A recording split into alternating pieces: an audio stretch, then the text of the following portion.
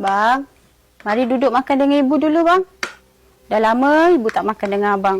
Sekejap pun jadilah.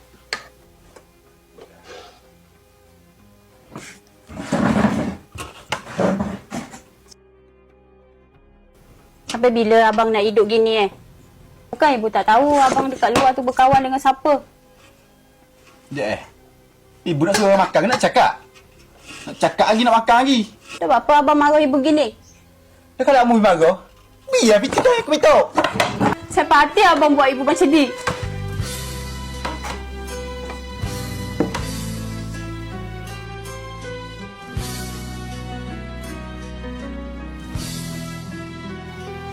Baca, bagi-bagi ya.